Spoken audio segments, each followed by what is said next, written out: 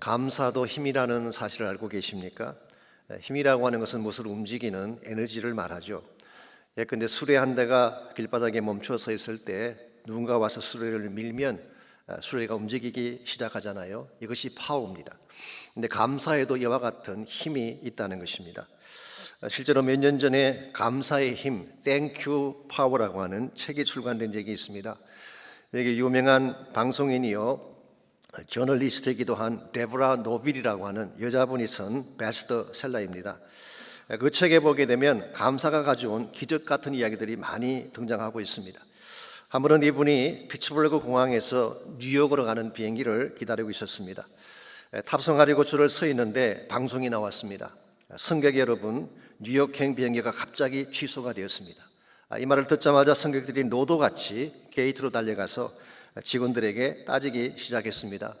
환불해달라는 사람도 있고 다른 비행기를 빨리 마련하라고 난리치는 사람들도 있었습니다. 이 데보라도 그 사람들 틈 사이에서 이리저리 떠밀려 가는데 뒤에서 누군가의 가방이 팔을 쳤습니다. 팔에 멍이 들었지만 미안하다는 말 한마디조차 없었습니다. 화가 치밀 대로 치밀었습니다. 비행기는 취소되었고 팔은 아프고 더구나 비행기를 타지 못하면 생방송으로 진행해야 될 방송에 사고를 내야 되는 상황이었습니다. 마음은 조급하고 화는 나고 발을 동동 구르며 비행기 스케줄을 바꾸기 위해 긴 줄을 서서 기다리고 있는데 앞쪽을 보니까 직원들도 승객들에게 시달려서 녹초가 되어 있었습니다. 그때 문득 자신의 마음속에 데비야, 그래도 감사해야지 라는 음성이 들려왔대요. 아마도 주님의 음성이었던 것 같습니다. 처음에는 무시했습니다. 아니 뭐가 감사해요? 하나님도 분위기 봐가며 말씀하세요 라고 말하고 싶었대요. 그랬는데도 불구하고 계속 그 음성이 들려와서 오케이 감사할게요 라고 억지로 말을 해버렸습니다. 근데 참 신기한 것은 그 말을 하는 순간부터 마음이 편안해지면서 감사하다는 단어가 나오기 시작했습니다. 비행기가 지연되었을 뿐이지 사고가 나지 않은 것이 감사했고, 혹시 스케줄대로 탔더라면 죽을 수도 있는데 살려주신 게 감사하고, 자기만 못 타게 아니라 다른 사람도 같은 처지라는 사실이 감사해서 감사가 자꾸 터져 나온 것입니다. 그러다 보니까 얼굴이 밝아지고 자기 차례가 되어서 직원들 앞에 섰을 때 자신도 모르게 땡큐라고 말을 해버렸어요. 그랬더니 직원들이 의아한 듯 쳐다봅니다. 왜냐하면 지난 몇 시간 동안 불평하며 화내는 사람들의 음성만 듣다가 땡큐라는 말을 처음 들었기 때문이죠. 그때 그 직원이 밝게 웃으면서 모든 게 잘 되기를 바래요 라고 덕담을 해 주었습니다. 그러고 나서 비행기를 갈아타기 위해 다른 터미널로 이동을 하고 있는데 조금 전에 만났던 그 직원들을 캐프테리아 앞에서 다시 만나게 된 것입니다. 그랬더니 그 직원 중에 한 명이 아마 직급이 좀 높은 분인 것 같습니다. 자기 명함을 주면서 혹시 비행기가 여의치 않으면 연락을 달라고 했습니다. 그래서 또 땡큐하고 열심히 터미널로 달려갔는데 아니나 다를까 도착해 보니까 이미 좌석이 꽉 차 있었어요. 역시 오늘은 안 되구나 라고 돌아서려고 하는데 승무원 한 명이 그에게 다가왔습니다. 그리고 이렇게 말을 합니다. 사실 공고는 하지 않았지만 뉴욕으로 가는 비행기 한 대가 곧 출발하려고 하는데 딱 한 자리가 남았다고 합니다. 제가 전화를 해드릴게요. 지금 승객 한 분이 달려가니까 기다려달라고 전화하겠습니다. 세상에 이런 친절한 일이 어디 있습니까? 얼굴도 모르는 승무원이 왜 이 사람에게 페이버를 주는 것일까요? maybe 아마 아까 전화하던 그 사람이 전화해 준 탓인지는 모르겠어요. 그래서 얼른 땡큐하고 겨우 비행기에 탑승을 했는데 탑승해 보니까 좌석 번호가 33D였습니다. 맨 끝줄 화장실 앞이었어요. 그래도 얼마나 감사한지 짐을 캐비넷에 싣고 자리에 앉았는데 승무원이 또 왔어요. 짐을 들고 자기를 따라오라는 것입니다. 혹시 뭐가 잘못되었나 해서 따라갔더니 맨 앞자리에 1등석 자리가 비어 있으니까 거기 앉으라고 하는 것입니다. 그래서 이분이 화장실 옆자리에 앉을 뻔했다가 1등석 자리를 타고 왔다는 그런 스토리. 여러분, 이와 같은 것이 우연일까요? 아니면 그날따라 운세가 좋아서 일어난 일일까요? 아닙니다. 최악의 상황에도 불구하고 지친 직원에게 던졌던 땡큐라는 한마디 말이 연쇄적으로 작용을 한 것입니다. 땡큐라는 한마디가 비행기 탑승의 문을 열게 했고, 땡큐가 화장실 옆자리에서 1등석으로 업그레이드 시켜주었고, 땡큐라는 이 한마디가 멈추어 설 뻔했던 그녀의 여정을 다시 달리게 한 것입니다. 이것을 데보라는 땡큐 파워라고 불렀습니다. 여러분, 감사에는 능력이 있습니다. 닫힌 문을 열고 멈춘 인생을 달리게 하는 힘이 감사에 있는 것입니다. 특별히 하나님을 신뢰하고 믿기 때문에 하나님을 향해 감사하는 사람은 하나님이 그냥 두지 않으세요.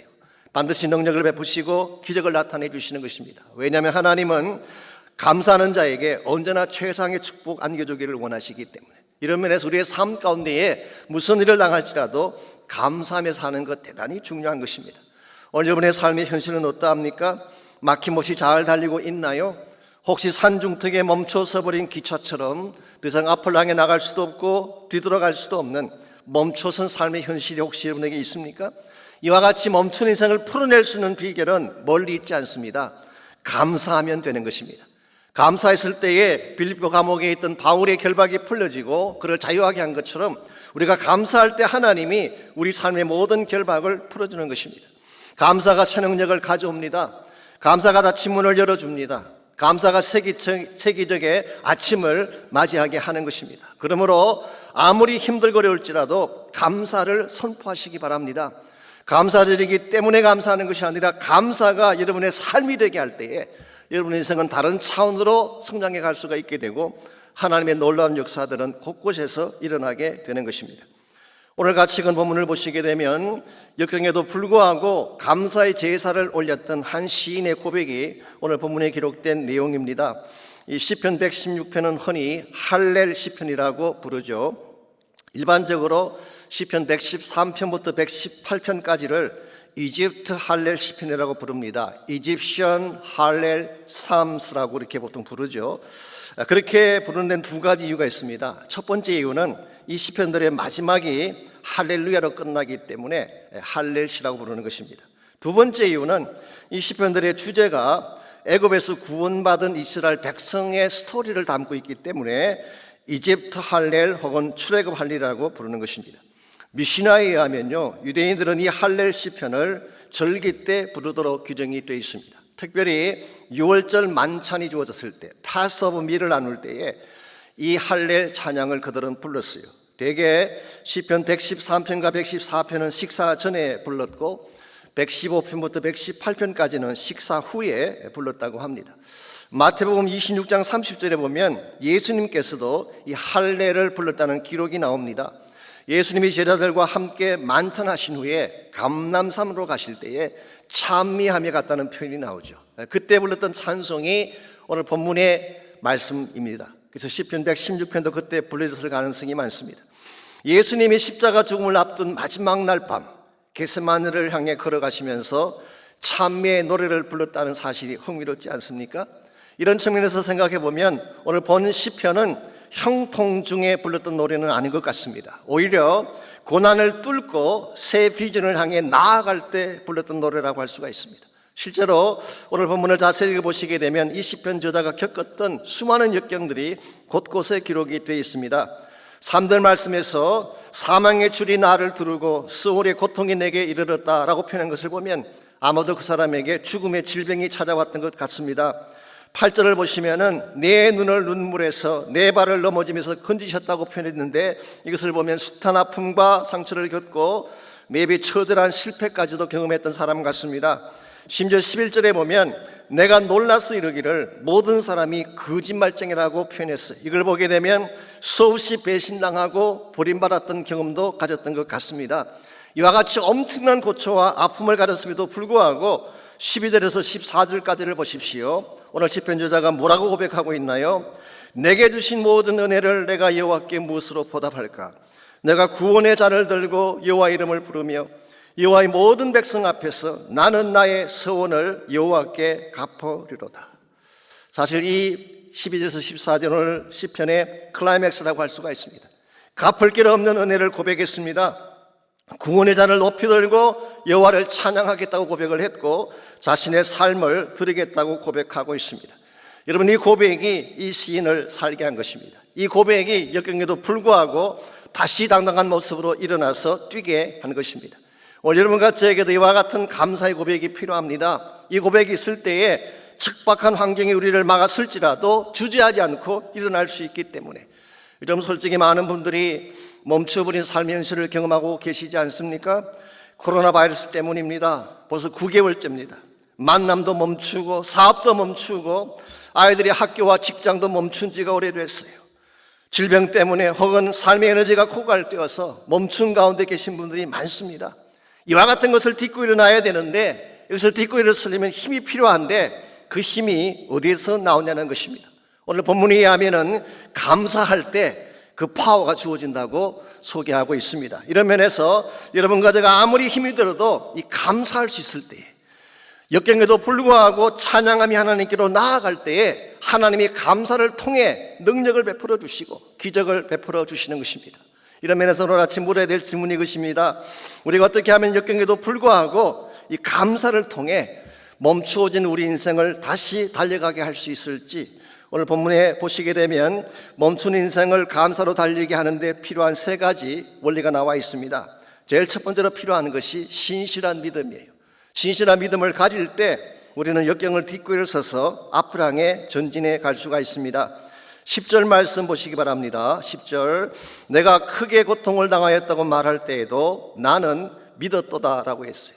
여기 믿었다는 이 말이 사실 원문을 보게 되면 계속 믿었다 그런 뜻, I kept on believing, 그렇게 번역을 했어요. 어떤 상황에도 불구하고 계속 믿었다는 뜻일까요? 큰 고통의 순간이 찾아왔는데 어떤 성경 번역은 나의 삶 전체가 다 산산조각이 났다 그렇게 번역했어요. 내 인생 전체가 다 완전히 부서졌는데도 불구하고 I kept on believing God, 나는 계속해서 하나님을 믿었다는 것입니다. 저는 이와 같은 것이 신실한 믿음이라고 생각을 합니다. 우리가 잘되고 편안할 때 하나님 믿는 것이야 누구나 할 수 있는 것이죠. 근데 모든 상황이 나를 어게인스트하고 모든 희망이 다 깨어져 보여도 여전히 하나님을 향해 믿음을 끈을 놓지 않는 것, 이게 사실은 우리를 달리게 하는 믿음이라는 것입니다. 사실 오늘 본문을 기록한 시편 저자가 누구인지는 정확하게 알 수가 없습니다. 그럼에도 불구하고 유태인들의 전통에 의하면 히스기야 왕이 기록했지 않았을까 그렇게 제시를 하고 있습니다. 그 근거가 이사야 37장과 38절의 내용, 38장에 나오는 내용 때문입니다. 거기에 보시게 되면 히스기야가 겪었던 두 가지 중대한 위기가 나오죠. 하나는 국가적인 위기, national crisis. 두 번째는 개인적인 위기, personal crisis가 37장과 38장에 나옵니다. 먼저 국가적인 위기는 아스로 왕 산헤립이 18만 5천 대군을 이끌고 예루살렘을 포위한 사건이죠. 그때 히스기야는 속수무책이었습니다. 아이를 낳으려고 하나 해산할 힘이 없다고 할 정도로 절망적인 상황이었죠. 두 번째로 개인적인 위기는 그의 삶에 찾아온 죽음의 질병 때문이었습니다. 정확하진 않지만 본문을 쭉 읽어보게 되면 아마도 히스기야가 걸렸던 병이 요즘 말로 말하면 캔서, 악성 종양이었을 가능성이 많습니다. 자, 이와 같은 죽음의 질병 앞에 히스기야가 통곡하며 우는 장면이 나오는데 오늘 본문의 내용과 여러 면에서 오버랩되는 것을 볼 수가 있습니다. 그래서 maybe 히스기야가 오늘 본문에 저자일 가능성도 있죠. 어쨌든 이 위기 앞에서 히스기야는 어떻게 했나요? 믿음을 포기하지 않았어요. 오히려 자기 옷을 찢고 굵은 베옷을 입고 여호와의 전으로 나아갔습니다. 즉 하나님의 성전에 나아가서 기도하면 거기로부터 능력이 나온다, 기적이 일어날 수 있다는 사실을 믿고 본인도 기도했지만 이사야 선지자에게도 기도를 부탁하고 전심을 다해 하나님께 매어 달렸어요. 그 결과 어떻게 됐나요? 산헤립의 18만 5천 대군이 하룻밤 사이에 전멸을 했습니다. 그리고 히스기야의 삶을 공격했던 질병은 깨끗하게 떠나가게 되죠. 그래서 우리가 아는 바처럼 15년을 더 살지 않았습니까? 특별히 이사야 38장 17절 이하를 보면 히스기야 왕이 죽음의 질병을 안고 기도할 때에 기도했던 내용이 다음과 같이 소개가 되어 있습니다. 먼저 17절 읽습니다. 보옵소서, 주께서 내게 큰 고통을 다하신 것은 내게 평안을 주려 하심이라. 주께서 내 영혼을 사랑하사 멸망의 구덩이에서 건지셨고 내 모든 죄를 주의 등 뒤에 던지셨나이다. 20절 말씀 봅니다. 여호와께서 나를 구원하시리니 우리가 종신토록 여호와의 전에서 수금으로 나의 노래를 노래하리이다. 여러분, 여기에 보게 되면 히스기야가 믿었던 믿음의 구체적인 내용들이 나열되어 있습니다. 첫 번째로 그는 하나님의 선하심을 믿었어요. 비록 자기에게 질병이 찾아왔지만 하나님이 나를 해치기 위해 주신 것이 아니라 평안을 주시기 위함이다. 무슨 일이 벌어지더라도 하나님의 선하심을 의심치 않았어요. 두 두 번째는 하나님의 능력을 믿었습니다. 주께서 나를 사랑하사 멸망의 구덩이에서 건지셨고 내 모든 죄를 주의 등 뒤에 던지셨다고 표현했습니다. 이게 다 완료형입니다. 아직 아무것도 보이지 아니하지만 아예 믿고 선포해버린 것입니다. 하나님이 나를 건지셨고 나의 모든 죄악을 던져버리셨다. 여러분, 이것은 막연한 바람이 아닙니다. 우리가 흔히 말하는 잘 될 거야, it's gonna be okay, 이런 차원의 긍정적인 사고방식하고는 다른 것입니다. 실제로 하나님의 능력이 자신을 건져내심을 고백한 것이죠. 이 하나님의 능력을 신뢰한 것입니다. 세 번째로 최상의 결과를 믿었어요. 하나님께서 이 모든 것을 합력하여 최상의 결과를 주신다는 사실을 그는 믿었어요. 우리가 이것을 뭐라고 표현하나요? 섭리라고 말하는 것입니다. 모든 것이 합력하여 선을 이루는 것이 하나님의 섭리죠. 그랬기에 20절에서 그는 고백하기를 종신토록 여호와의 전에서 수금으로 나의 노래를 노래하겠다고 고백한 것입니다. 이런 면에서 지금 우리 눈앞에 보이는 현실이 중요한 게 아니라 현실 너머에서 일하시는 하나님을 바라보는 것이 중요해요. 여러분, 현실만 보게 되면 낙심할 수밖에 없고 절망할 수밖에 없습니다. 그러나 그 너머에서 일하시는 하나님을 바라보고 하나님의 능력과 하나님의 선하심을 신뢰하게 되면 감사할 수 있는 거예요. 그러므로 참된 감사라고 하는 것은 하나님을 믿음으로 주어지는 것이지 막연한 생각에서 감사가 오는 것이 아닌 것입니다. 언젠가 스킵 하이직 목사님이요, 뉴멕시코 알바쿠키에서 목회하시는 귀한 분이시죠. 이 베드로에 대해 설교하시면서 이런 말씀하는 걸 들은 적이 있습니다. 제가 언젠가 요한복음 다룰 때 한번 소개해드렸는데요, 사도행전 12장에 보시게 되면 헤롯 왕이, 거기 나오는 헤롯 왕은 아그리파 1세를 말합니다. 야고보를 처형한 후에 베드로마저 죽이려고 그를 체포해서 감옥에 집어넣습니다. 근데 그때가 마침 무교절 기간이었기 때문에 6월절이 지나면 처형하려고 감옥에 쇠사슬을 묶어서 투옥을 시켜 놓은 것입니다. 사실 예루살렘 교회 입장에서 본다면 엄청난 위기라고 할 수가 있죠. 야고보도 죽었는데 베드로마저 세상 떠난다면 교회가 어떻게 되겠어요? 그랬는데요, 형 집행 전날 밤 베드로가 아주 고나게 잠을 잤다고 성경 기록합니다. 사도행전 12장 6절과 7절 보면 나와 있어요. 얼마나 고나게 잤느냐고 하면 천사가 옆구리를 쳐서 깨울 때까지 세상 모른 채 잠에 골아 떨어진 것입니다. 여러분, 아무리 베드로가 낙천적인 사람이라고 하지만 이게 과연 가능할까요? 날이 밝으면 형장으로 끌려가서 처형당할 사람이 어떻게 이렇게 편안하게 코를 골며 잘 수가 있을까요? 믿는 바가 있었기 때문입니다. 무엇을 믿었을까요? 스킵 하이직 목사님은 그것을 요한복음 21장 18절에서 예수님께서 하신 말씀 때문이라고 보았어요. 기억하실지 모르지만 예수님께서 베드로에게 이렇게 예고를 하셨죠. 너가 젊어서는 스스로 띠띠고 원하는 곳으로 다녔지만 늙어서는 내 팔을 벌리리니 남이 너에게 띠띠우고 원치 않는 곳으로 데려가리라. 이 고난에 대한 말씀을 주시면서 너는 젊어서 죽는 게 아니라 나이가 늙어서 죽는다, 그 말씀하셨어요. 베드로의 마음속에 확 꽂힌 것입니다. 아하, 나는 젊어서 죽을 형편이 아니라 나이가 든 후에 죽는구나. 그러므로 지금 자기 앞에 날이 밝으면 처형당하는 사건이 있지만 베드로는 염려하지 않습니다. 아직 주님 말씀하신 시간이 아니니까 안 죽을 거야. 데빌 리빙스톤이 평소에 늘 했다는 말처럼 천적을 낳을 때까지는 절대 안 죽어. somehow 하나님이 나를 건져주실 거야, 이 확신을 했기 때문에 처형 전날 밤 코 골면서 잠을 잔 거예요. 저는 이것을 믿음이라고 생각합니다. 이와 같은 믿음이 있을 때 우리 마음속에 평안이 주어지는 거예요. 아무리 환경이 나를 against 해로 이 믿음을 가진 자를 누구도 무너뜨릴 수가 없는 것입니다. 이런 면에서 저는 여러분 한 분 한 분이 보이는 현실만 보고 낙심하기보다 보이지 않지만 나를 건져내시고 나를 축복하실 하나님을 신뢰하시기를 바랍니다. 이 믿음 가운데 거하게 될 때에 평안이 내 마음속을 지배하게 되고, 그때 하나님이 실제로 옥문을 깨뜨려 주시고 쇠사슬을 끊어 주시고 우리 삶을 앞으로 향해 전진하도록 도와주시는 것입니다. 이런 면에서 우리가 이 고난을 넘어서서 전진해 가기를 진짜 원한다면 신실한 믿음이 필요합니다. 두 번째로 필요한 것이 은혜에 대한 인식입니다. 우리가 감사의 능력으로 달려가기를 원한다면 은혜가 무엇인지를 인식을 해야지 이것이 가능한 것입니다. 은혜를 모르면 감사가 나올 수가 없습니다. 우리가 읽지 않았지만 17절을 보시게 되면 오늘 본문을 기록한 저자가 감사제를 드리겠다는 고백이 나오지 않습니까? 이와 같이 최악의 상황에도 불구하고 감사제를 드리겠다는 근거가 뭘까요? 제가 한마디로 결론부터 요약해드리면 은혜 때문에 그렇게 말한 것입니다. 5절 말씀 보십시오. 여호와는 은혜로우시며 의로우시며 우리 하나님은 긍휼이 많으시도다. 이 시편 저자가 인식한 하나님은 은혜가 많으신 하나님, 하나님의 은혜를 마음에 품었기 때문에 감사제를 드릴 수 있었던 것이죠. 6절에서 8절까지를 계속 보시게 되면 이 은혜에 대한 구체적인 내용들이 6절에서 8절에 나열이 되어 있습니다. 여호와께서는 순진한 자를 지키시나니 내가 어려울 때에 나를 구원하셨도다. 내 영혼아 내 평안함으로 돌아갈지어다.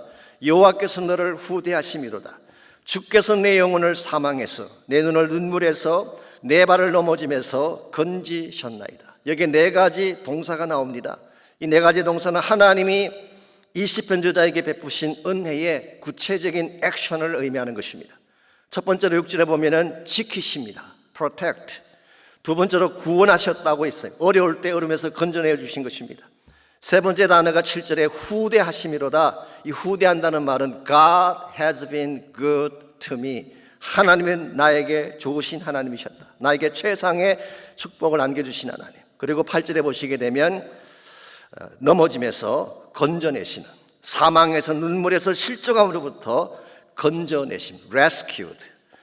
시편 저자는 자기 삶 가운데서 하나님이 실제적으로 지키시고 보호하시고 후대하시고 건져내심을 경험했어요. 이와 같이 엄청난 은혜를 경험했기 때문에 12절에서 그는 뭐라고 고백을 하고 있나요? 내게 주신 모든 은혜를 내가 여호와께 무엇으로 보답할까라고 고백하고 있어요. 전 여기에 자신에게 주어진 은혜를 당연시하지 않고 그것을 깊이 인식하고 갚기를 소원하는 이 시편 저자의 간절한 마음을 읽어볼 수가 있습니다. 여러분, 이것이 있어야지 참된 감사가 가능한 것입니다. 좀 정확하게 말씀드리자면요, 은혜에 대한 인식이 깊을수록 감사가 깊어지게 되는 것입니다. 만일 나의 마음속에 감사가 없다, 그 말은 무슨 뜻일까요? 감사가 있긴 있지만 얄팍하다든가 건성인 경우에 무엇이 문제가 있을까요? 하나님 은혜에 대한 체험이나 인식이 작다는 반증을 보여주는 것입니다. 사실 하나님의 은혜라고 하는 것은요, 곳곳에 널려 있는 것입니다. 그런데 우리가 바로 보지 못하고 인식하지 못하게 되면 은혜에 대한 감사를 드릴 수가 없는 거죠. 여러분이 잘 아시는 헬렌 켈러가 하루는 숲속을 다녀온 자기 친구에게 질문을 했습니다. 내가 숲속을 지나가는 동안에 무엇을 보았느냐 물었더니 친구가 답하기를 특별한 것이 없다고 답을 했어요. 늘 보던 평범한 것들 뿐이다, 그런 의미겠죠. 그때 헬렌 켈러는 이해가 가지 않았다고 합니다. 아니, 두 눈을 뜨고도 두 귀를 열고도 특별히 본 것도 특별히 들은 것도 특별히 할 말도 없다니 이게 어떻게 된 일인가. 사실은 우리가 평소에 늘 당연시하며 누리는 일상의 평범한 일상이 헬렌 켈러에게는 굉장히 소중한 갈망이었던 것이죠. 그래서 이걸 계기로 쓴 유명한 수필 하나가 있습니다. 여러분이 잘 아시는 수필이죠. 내가 사흘 동안 볼 수 있다면, 3 days to see. 내가 사흘 동안만 볼 수 있다면, 그 수필이에요. 사실 이 수필이 1933년 1월달 애틀랜틱 만틀리라고 하는 잡지에 게재가 되면서 미국 사회에 엄청난 반향을 일으켰습니다. 왜냐하면 그 당시가 경제 대공황의 후유증으로 말미암아 수많은 미국인들이 낙심한 가운데 있었는데 이 한 편의 서사시 같은 수필이 큰 위로와 도전을 주었어요. 리저스 다이제스트 같은 경우는 이거를 20세기 최고의 수필로 꼽기도 했습니다마는 대충 이와 같은 내용입니다. 첫째 날 슬리반 선생님을 찾아가, 이 헬렌 켈러를 늘 도와주었던 선생님이죠. 앤 슬리반입니다. 슬리반 선생님을 찾아가 이제껏 손끝으로만 만지던 선생님의 얼굴을 몇 시간이고 물끄러미 바라보겠다. 둘째 날 먼 동이 터며 밤이 낮으로 바뀌는 웅장한 기적을 보고 저녁에는 보석 같은 밤하늘의 별들을 바라볼 것이다. 셋째 날 큰 길에 나가 일터로 나가는 사람들의 얼굴을 보고 저녁에는 쇼 윈도우에 진열된 아름다운 물건들을 보며 집으로 돌아와 사흘 동안만이라도 볼 수 있게 해주신 하나님께 감사의 기도를 드리겠다. 여러분, 헬렌 켈러가 그토록 소망했던 이 모든 것들이 실제로는 뭔가요? 우리가 매일 삶 속에서 무심코 지나갔던 일들이에요. 우리가 매일 겪는 평범한 일들인데 헬렌 켈러에게는 이것이 기적이었어요. 너무나 소중한 갈망이었던 것입니다. 우리는 날마다 이런 기적을 경험하고 이와 같은 삶을 누리면서도 왜 감사가 없는 것일까요? 은혜에 대한 인식이 없기 때문에 그런 것입니다. 우리는 은혜를 항상 당연시합니다. 당연히 그렇게 누린다고 생각을 하죠. 그러나 우리에게 주어진 것들 가운데 당연한 것은 없습니다. 모두가 하나님이 주신 거예요. 우리의 생명 하나님이 주신 것입니다. 우리의 건강 하나님이 주신 거예요. 우리의 가정, 우리가 사랑하는 사람들 하나님이 주신 것입니다. 우리가 힘겹다고 불평하는 오늘이라는 하루도 하나님이 주신 거예요. 무엇보다 우리에게 주어진 영원한 구원의 축복과 영원한 소망 하나님이 주신 것입니다. 이 사실을 바른 눈으로 바라보고 바른 마음으로 인식할 수 있을 때에 참된 감사가 터져나올 수 있다는 뜻이에요. 오늘 여러분의 마음속에 이와 같은 은혜에 대한 인식이 있나요? 나에게 주어진 것을 당연시하고 무심코 지나칠 때가 많지 않습니까? 이와 같이 은혜에 대해서 무감각하고 무심한 우리를 향해서 헬렌 켈러는 다음과 같은 충고를 남겼어요. 내일이면 귀가 안 들릴 사람처럼 새들의 지죽임을 들어보라. 내일이면 냄새를 맡을 수 없는 사람처럼 꽃향기를 맡아보라. 내일이면 더 이상 볼 수 없는 사람처럼 사람들을 보고 세상을 바라보라. 그렇게 충고했어요. 여러분과 제가 은혜의 눈을 뜨게 되면 매일매일의 삶이 하나님의 선물이요 소중한 기적인 것을 발견하게 될 줄 믿습니다. 그러므로 우리가 정말 기도해야 될 한 가지 기도 제목이 있다면 은혜를 알게 달라는 기도예요. 내 마음의 눈을 뜨게 해서 하나님을 보게 하시고 하나님의 은혜가 어떠함을 보게 하시고 나에게 주어진 축복이 얼마나 위대한 축복인가를 깨닫게 해주십시오. 이 은혜에 대한 인식이 깊지 아니하면 참된 감사 드릴 수가 없습니다. 전 여러분 한 분 한 분이 다시 마음의 문을 열고 하나님의 은혜를 깊이 인식하는 가운데에 하나님이 원하시는 아름다운 감사를 드릴 수 있기를 바랍니다. 이와 같이 우리가 험악한 세상을 살아가면서 멈추지 않고 계속 달려가기를 원한다면 첫째는 믿음이 필요해요. 무슨 일을 당하든 하나님이 나와 함께 하시면 이길 수 있다는 이 믿음에 대한 확신이 있을 때에 우리는 멈춤의 없이 달려갈 수가 있습니다. 두 번째는 은혜에 대한 인식이 필요합니다. 하나님이 주신 은혜가 얼마나 소중한 것인가를 알 때 감사가 넘치게 되고 이 감사가 우리를 달리게 하는 것입니다. 그러나 우리가 단순히 믿음에 대한 인식과 은혜에 대한 인식만으로는 충분하지 않습니다. 여기에 합당한 실제적인 헌신의 삶을 드려야지 하나님께 진정한 감사 제사가 되는 것입니다. 그래서 세 번째로 필요한 것, 우리가 진짜 감사함으로 인생을 달려가려면 감사에 합당한 헌신이 필요한 것입니다. 13절과 14절을 보시기 바랍니다. 이 시편 저자는 단순히 어떻게 보답할 거에서 멈추지 아니하고 13절 14절에서 그가 해야 될 액션을 이렇게 소개하고 있습니다. 내가 구원의 잔을 들고 여호와 이름을 부르며 여호와의 모든 백성 앞에서 나는 나의 서원을 여호와께 갚으리로라고 고백했어요. 이 구원의 잔을 들고 여호와 이름을 부른다, 이걸 한마디로 말하면 찬양이라고 말할 수가 있어요. 이 잔이라고 하는 것은 무엇을 담는 그릇을 의미하지 않습니까? 여러분의 인생의 잔에 무엇이 담기느냐가 참 중요해요. 진노를 담게 되면 진노의 잔이 됩니다. 슬픔을 담게 되면 슬픔의 잔이 되죠. 불평을 담게 되면 불평의 잔이 되고 쓴뿌리를 담으면 스디슨 잔이 될 수밖에 없습니다. 그런데 오늘 시편 저자는 무엇을 담았다고 고백했나요? 구원을 담았다고 고백하고 있어요. 하나님이 나에게 주신 구원의 감격을 말하는 것입니다. 여러분과 제가 진실로 하나님을 찬양하기를 원한다면 이 구원의 감격을 가슴에 품고 하나님께 나가서 여호와 이름을 부를 때에 진정한 찬양이 올라가지게 되는 것입니다. 저는 그렇게 생각합니다. 우리가 감사 표현할 수 있는 많은 방법이 있지만 그중에 가장 아름다운 방법이 찬양을 통해 감사하는 것입니다. 여러분 저 앞에 나와 찬양할 때마다 이 감격이 있나요? 가끔 보게 되면 건성으로 마지못해 찬양하는 분들을 볼 때가 있습니다. 심지어는 타성에 젖어서 노래만 부르는 분들이 있는데요, 이건 하나님이 받으실 만한 감사의 제사는 아니라고 생각합니다. 진짜 heartfelt worship, 내 마음의 중심을 다한 감사가 올려질 때 그때 하나님이 찬양을 받으시고 영광을 받는 것입니다. 그러나 여기서 멈추지 아니하고 14절을 계속 보게 되면 이 시편 저자는 실제적인 헌신에 대한 말씀을 소개하고 있습니다. 나의 서원을 여호와께 갚으리로라고 말씀했어요. 여기서 서원이라고 하는 것은 와우죠. 맹세를 말합니다. 일반적으로 우리 성경에서 서원은 하지 말라고 이렇게 기록이 되어 있기 때문에 오늘 본문을 해석할 때 조금 주의가 필요하긴 합니다만은 여기서 말하는 서원은 사실은 약속을 말합니다. promise. 그래서 이 contemporary English 버전을 보게 되면 I will keep my promise to you. 당신을 향한 나의 약속을 지키겠나이다. 그렇게 번역을 했어요. 우리가 예수님 처음 만나고 첫사랑 고백할 때 하나님께 드렸던 많은 약속들이 있잖아요. 나의 삶을 드리겠습니다. 이제부터 주님 위에 살겠습니다. 심장을 꼴짝 빈들에도 복음 들고 가겠습니다. 고백했던 많은 고백들이 있잖아요. 이와 같은 고백에 대한 나의 실제적인 헌신을 오늘 성경에서는 서원을 갚는다고 표현한 것입니다. 사실 우리는 입술로만 헌신할 때가 많이 있죠. 예배 드릴 때나 교회 안에서는 무엇인 건 다 할 것처럼 고백을 하지만 실제 삶의 현실로 돌아가면 언제 그러냐는 듯이 살 때가 있잖아요. 아닌가요? 저만 그런가요? 미국 사람들은 그런 이야기를 합니다. 아이가 말을 시작하면요, 제일 먼저 가르치는 단어가 thank you라는 단어예요. 그래서 아이들이 thank you라는 말이 입에 붙어 있습니다. 한국이라고 꼭 그렇지 않는 건 아닙니다.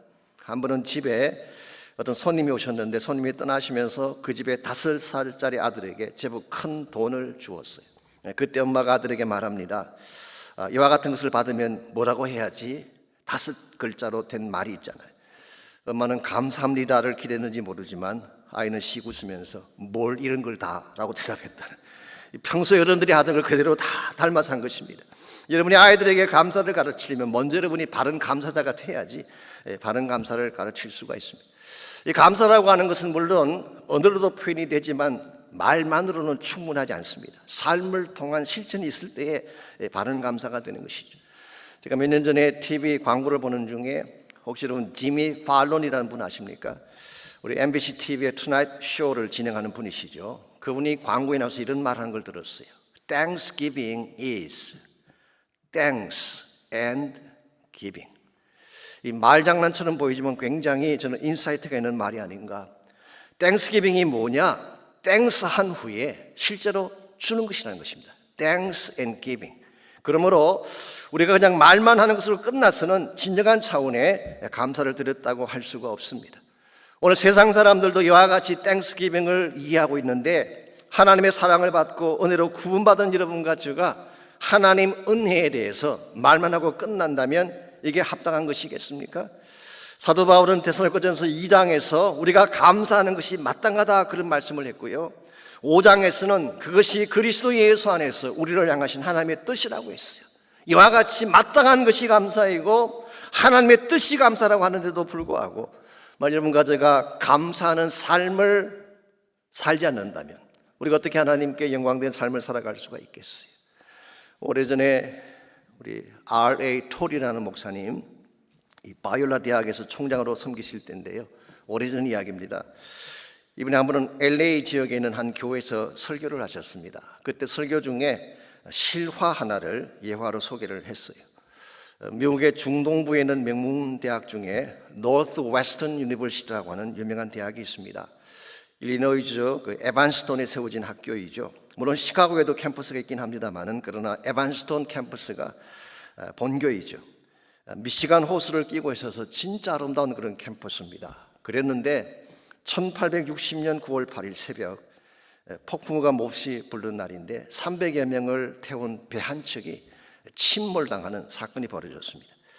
그때 기숙사에서 잠을 자고 있던 에드워드 스펜스라고 하는 학생이 이 사실을 알고 밖으로 뛰어나왔어요. 그리고 로프를 자기 허리에다 메고 물속으로 뛰어들어가서 물에 빠지는 사람들을 구출해내기 시작했습니다. 사실 이 스펜스는 그 학교를 대표하는 수영 선수였습니다. 그래서 내가 가능했던 일이기도 하겠죠. 그러나 그 추운 새벽에 파도치는 물속에 들어가서 사람들을 구출해내는 것이 결코 쉽지 않았어요. 그럼에도 불구하고 이번은 800m나 되는 거리를 16번이나 왕래하면서 17명의 생명을 구출해내었습니다. 그리고 나서 본인은 기진막진해서 그 자리에서 쓰러졌어요.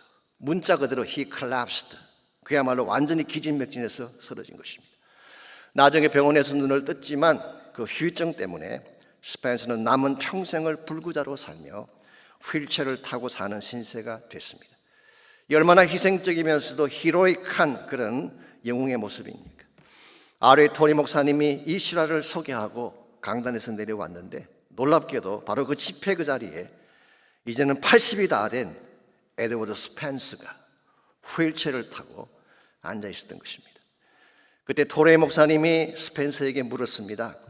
오랜 세월이 지났지만 당신의 그날 밤을 생각할 때마다 가장 기억에 남는 것이 무엇이냐고 물었어요. 그때 스펜서가 쓸쓸한 표정을 지으며 이렇게 답을 했습니다. No one said thanks. 17명 중에 단 한 명도 나에게 감사하다는 말을 하지 않은 사실이라고 고백을 했어요. 자신의 몸을 버려가면서 자신이 콜랩스 되어져서 불구자가 되어가면서 그렇게 17명을 건져내었는데 그들 중에 한 사람도 감사하지 않았다는 사실이 충격적이지 않나요? 그런데 놀라운 사실이 무엇인지 아십니까? 이 동일한 현상이 오늘 우리에게도 있다는 사실이에요. 예수님은 스펜스 못지않게 자기의 삶을 우리를 위해 바치셨어요. 자기의 모든 영광을 다 포기하고 자신의 권리를 다 포기하고 온몸에 채찍을 맞고 살찜이 뜯겨져 나가고 심장이 파열되어지고 온몸에 피를 다 쏟아가며 여러분과 저를 건져주셨는데 우린 진정한 감사와 찬양을 그분께 올려드렸나요? 내 너를 위하여 몸 버려 피 흘려 죽었건만 너 날 위해 무엇하느냐고 물으시는 주님 앞에 나는 주님을 이렇게 사랑했습니다, 이렇게 감사드렸습니다, 이렇게 찬양합니다 고백할 수 있을까요? 우리가 아무리 다른 것을 많이 해도 이 감사가 없다면 하나님의 은혜 앞에 바르게 나갈 수가 없습니다. 전 여러분 한 분 한 분이 참된 감사자가 되시기를 주의 이름으로 축원합니다.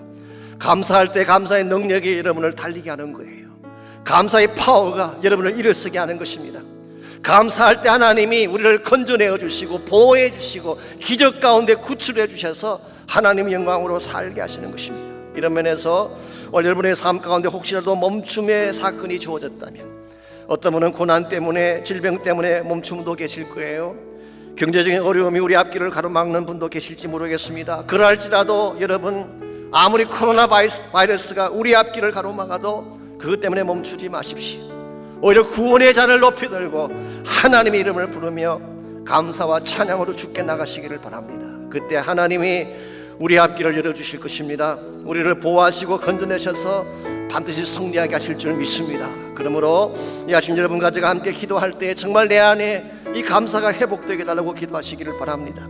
무심한 나의 심령 가운데 하나님 감사와 찬양의 영을 부어주셔서 주 앞에 나올 때마다 예배할 때마다 말씀 볼 때마다 감사의 감격이 내 가슴에서 터져나오게 하십시오. 여러분 기도하시기를 바랍니다. 여러분 우리에게 주어진 인생 우리 것 아닙니다. 예수님의 피값으로 산 인생이 됐어요. 주님은 여러분과 저를 위해 무엇 하나 아끼지 않고 다 주셨는데 나는 그분을 위해 무엇을 드렸나요? 우린 다시 한번 지난 날을 돌이켜보며 우리는 우리가 겪는 작은 고난만 생각하며 하나님 앞에 불평했는데 하나님이 우리에게 주신 은혜를 기억하며 우리의 모습을 다시 드릴 수 있는 그런 시간이 있기를 바랍니다. 나의 모든 것 다 드려도 주연에 갚을 수 없어요. 아무리 악한 영들이 나를 공격하고 악한 환경이 나를 어게인스트해도 하나님의 은혜에 비하면 아무것도 아닙니다. 이 시간 주의 은혜 앞에 내가 무엇을 드리면 좋을지 무엇을 바쳐야 될지를 생각하며 결단의 기도 드리면 좋겠습니다. 혹시 여러분의 삶 가운데 역경이 가로막고 질병이 가로막고 인생의 발걸음을 멈추게 하는 그런 어려운 일들을 겪는 분이 계신가요? 감사함으로 하나님께 나가시기 바랍니다. 구원의 잔을 높이 들고 찬양의 잔을 높이 들고 여호와 이름을 부르며 주 앞에 나가셔서 감격의 기도를 올려드리시기를 바랍니다. 하나님 반드시 풀어내어 주시고 새롭게 해주실 줄 믿습니다. 이런 의미에서 우리 모두가 한번 우리의 마음을 열고 내 심령 가운데 감사의 영이 임하도록 하나님 앞에 나의 전심을 드리며 헌신하며 기도하며 주의 영광을 위해 살아갈 수 있도록 우리 다같이 한 목소리로 기도하겠습니다.